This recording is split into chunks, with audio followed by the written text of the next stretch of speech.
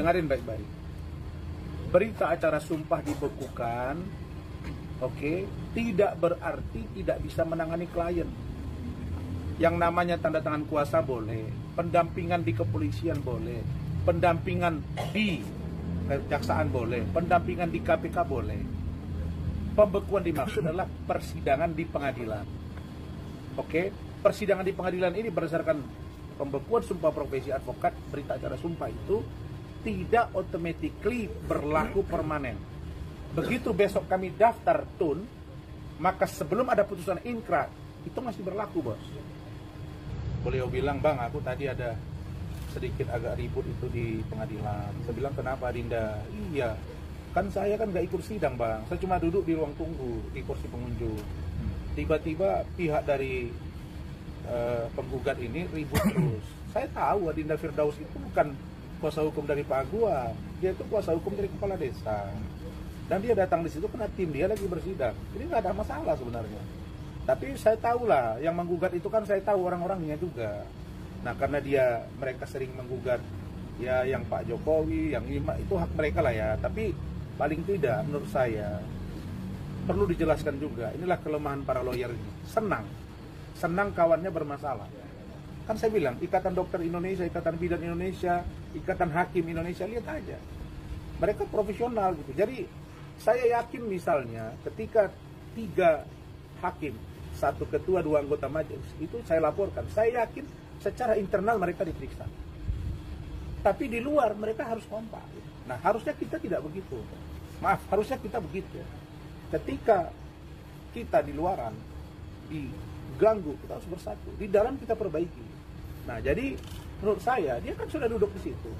Dan yang kedua, kita kan sudah ngomong di TV, di media, semua tahu bahwa yang namanya pembekuan itu tidak ada undang-undang yang mengatur. Dasar pembekuannya juga salah. Adinda Firdaus tidak di Dewan Etik. Nah, kemudian saya apalagi. Dan itu masih bisa kami lakukan, misalnya upaya perlawanan hukum. Jadi nggak bagus juga kalau harus dibilang, oh lu bukan pengacara lagi, salah itu. Yang bilang nggak pengacara siapa? Tidak diizinkan bersidang oleh Mahkamah Agung sesuai dengan dibekukannya berita acara sumpah. Tetapi upaya itu belum 100% kami terima. Masih ada upaya hukum lain.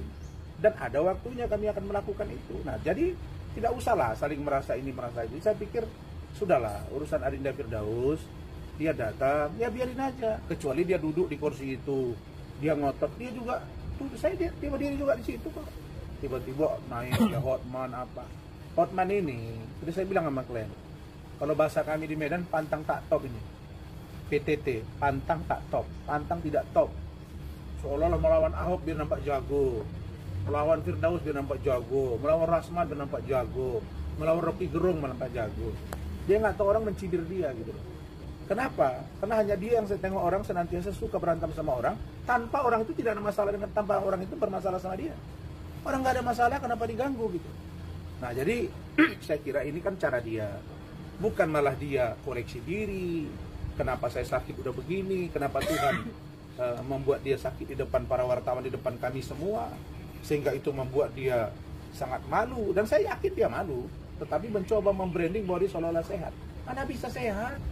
Kalau sudah berdarah livernya ya nggak bisa sehat. Bahkan informasi yang kita dengar-dengar, ya ada yang lebih serius dari situ gitu.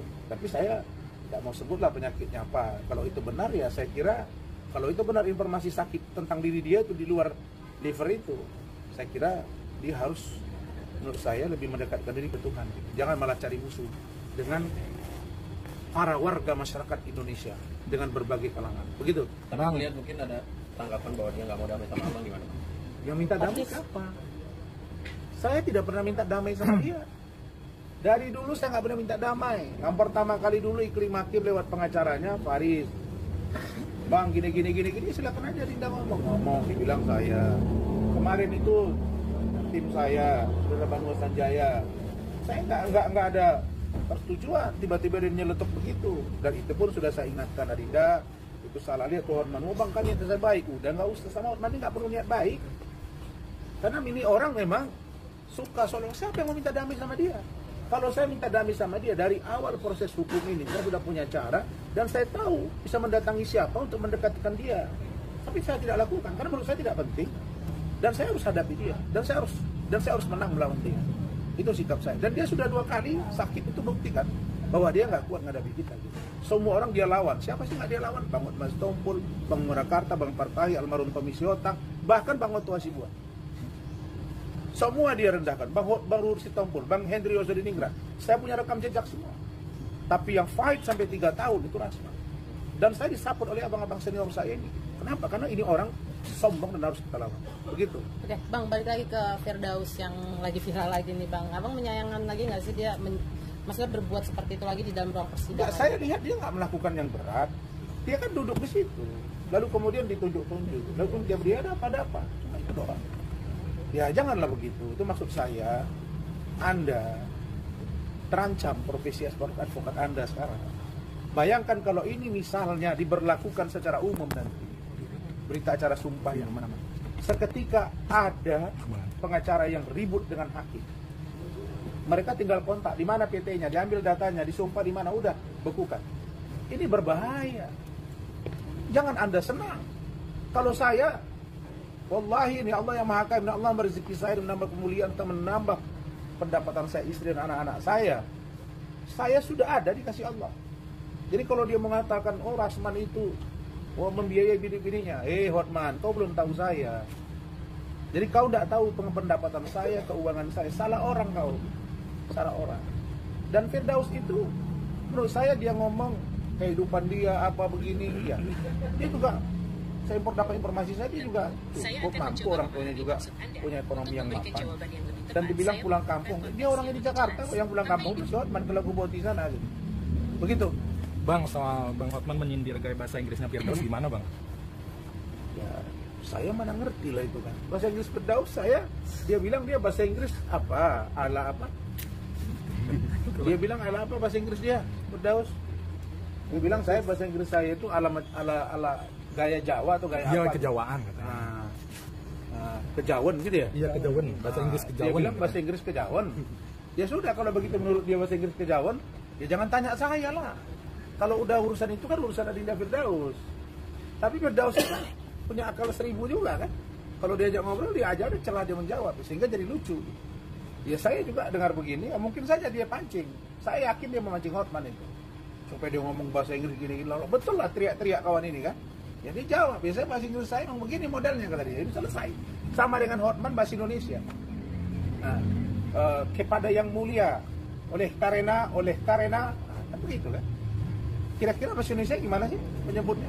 Kami orang Batak. Istilahnya bahasa kami marpasir-pasir. Bahasa Indonesianya itu kasar. Kemana kau? Begini sajalah. Nah, dia pun karena. Kalau saya kan karena. Nah, mungkin ini tergantung bagaimana style lisannya menyampaikan kalimat itu. Soal ini Bang, ini mana lagi nih? Bang Hotman yang terus mengaungkan agar Abang tidak usah datang ke pengadilan lagi, maksudnya diusir gitu Bang, karena kan bahasnya udah bahasnya udah saya bilang menggaungkan gitu. Ini edukasi ke masyarakat ya. Hotman ini jangan sesat dan menyesatkan. Dengarin baik-baik. Berita acara sumpah dibekukan, tidak berarti tidak bisa menangani klien. Yang namanya tanda tangan kuasa boleh, pendampingan di kepolisian boleh, pendampingan di kejaksaan boleh, pendampingan di KPK boleh. Pembekuan dimaksud adalah persidangan di pengadilan. Persidangan di pengadilan ini berdasarkan pembekuan sumpah profesi advokat, berita acara sumpah itu tidak automatically berlaku permanen. Begitu besok kami daftar tun, maka sebelum ada putusan inkra itu masih berlaku, bos. Apalagi klausul tentang pembekuan itu tidak ada diatur di undang-undang. Sama dengan kalimat contempt of court, itu juga belum ada. Maka Hotman ini dia udah nggak tahu cara menghadapi seorang Rasman. Nah, sehingga dia mengarahkan buat foto lah, silang lah, itulah. Nggak ngaruh, karena klien-klien saya itu, kalian tahu nggak? Ibarat kita ini toko, sudah ada yang namanya fans berat, ada juga misalnya saya itu fanatis, orang-orang yang fanatik dukung saya. Ada klien-klien saya memang udah tahu track record saya. Jadi, dan memang selesai. Itu baru minggu lalu DPRD Cirebon selesai. Saya berdamai di kantor polisi. Ini juga di Medan. Terus apa masalah? Dia nggak paham, jadi jangan dibelok-belok gitu loh. Dan begini, yang paling buruk akhlak manusia adalah mencoba menghalang-halangi atau menghilangkan dan mengganggu rezeki orang. Allah murka itu, bos. Saya tidak bilang bahwa rezeki saya dari pengacara, tapi pasti ada rezeki. Tapi ya, pengacara ini bukan segala-galanya bagi saya. Dan Firdaus juga. Makanya saya santai aja. Yang ada sekarang yang coba-coba jahat ke saya. Nah, itu. Dan saya ingatkan kalian, saya dalam 1-2 hari ini akan datang ke Polda Metro, ya, memberikan surat dukungan kepada penyidik agar penyidik Polda Metro bidang cybercrime untuk mengusut dugaan keterlibatan Dr. Oki. Oke. Yang kedua, juga diperiksa peran dari dokter detektif. Saya netral. Yang ketiga, memeriksa Dr. Reza Gladys. Kenapa dia sampai memberikan uang itu? Yang keempat, Dr. Taubah Mufid. Yang kelima, Sheila Saukia. Yang keenam, Richard Lee. Kan ini yang Daviena juga. Ini nggak boleh, ini sudah menyebar ke permukaan. Ini jadi atensi publik. Saya akan datang dan meminta agar diproses orang-orang ini semua supaya terang peristiwa hukum ini. Ya, terutama Dr. Oki ini. Masa ada percakapan, saya dengar dia ngomong, iya dia ini kita tuh begini-begini. Ah, itu ada apa? Jangan dibiarin dong. Lihat Fitri Salhuteru. Dia bilang, jangan dong NM saja. Kenapa ada pemberian 4 miliar? Ada apa? Kalau lu tidak bersalah, lu nggak mungkin kasih. Benar nggak? Kalau itu namanya uang tutup mulut, misalnya uang tutup mulut, kenapa harus disumpal mulutnya? Misalnya seseorang itu, kalau bukan karena ada something wrong.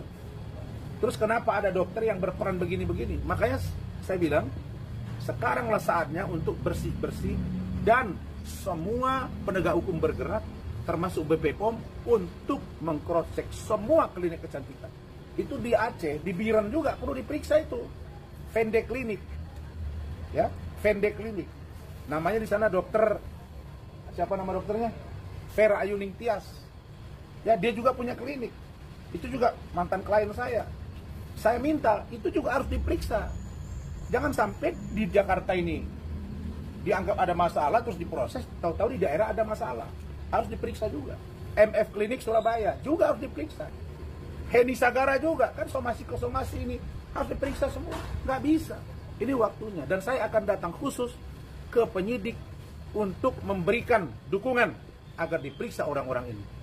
Bila perlu nanti, saya akan komunikasi dengan Nikita Mirzani. Kalau dia mau jujur kepada saya akan pertimbangkan untuk bantu dia. Yang penting bagi saya, ungkap setuntas-tuntasnya demi perbaikan klinik kecantikan dan agar tidak ada masyarakat yang justru menerima petaka dari perbuatan atas nama kecantikan. Bang, kenapa sekarang berbalik untuk menolong Nikita Mirzani? Bukan mau menolong, ya, maksud saya, apa sih yang diragukan Nick Mir sekarang? Ya. Sekarang dia udah terancam 20 tahun. Laporan saya juga sudah digelar, akan diperiksa dia di Polda. Ya, gelarnya sudah saya katakan 99%. Insya Allah minggu ini naik sidik dan akan tersangka.